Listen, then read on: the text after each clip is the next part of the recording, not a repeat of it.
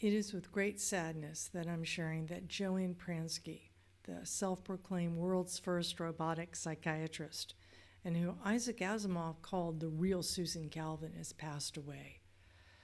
Joanne was a tireless advocate for robotics and for women in robotics. She didn't have advanced degrees in engineering and robotics, but she had worked in the robotics industry and then in robot trade journals. She had quite the eye for finding really useful technology versus that which was just hype. Her enthusiasm and passion for constantly learning was a real inspiration to me, and I was privileged to know her as a friend.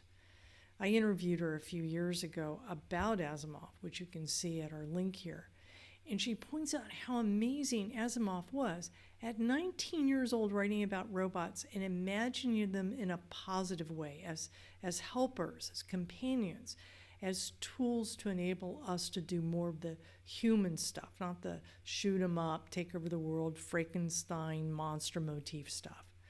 Joanne was one of the very first to push on what we now call human-centered robotics, that there's always a human involved in any robot system.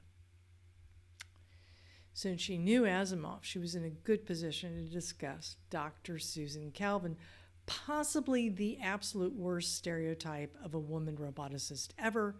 She had no family, no friends, totally obsessed by work. And you should definitely hear Joanne's discussion. I don't want to spoil it by trying to paraphrase it. I don't know if Alec Nevaly, the author of Astounding, John W. Campbell, Isaac Asimov, Robert A. Heinlein, L. Ron Hubbard, and the Golden Age of Science Fiction. It's a terrific book. You should read it.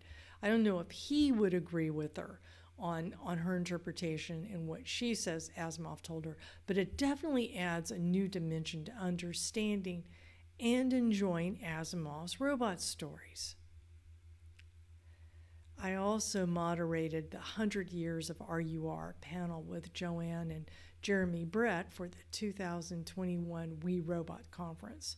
Her talk and comments were brilliant. While I'd always heard the term robot came from the Czech word robota, she pointed out that robota stems, in fact, from the Greek word orphanos, which means a change in status, like being orphaned, where the O and the R are switched in the Slavic languages. So the roots in RUR aren't just drudgery. It means that being a robot is also a lower status. Well, both words, of course, convey exactly what Capek was trying to express in his play about the dehumanization of workers. What an interesting detail. And that sums Joanne up.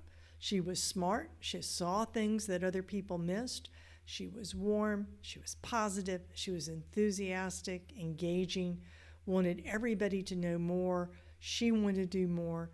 She wanted everybody to do more. She wanted everyone to have a better life through robotics.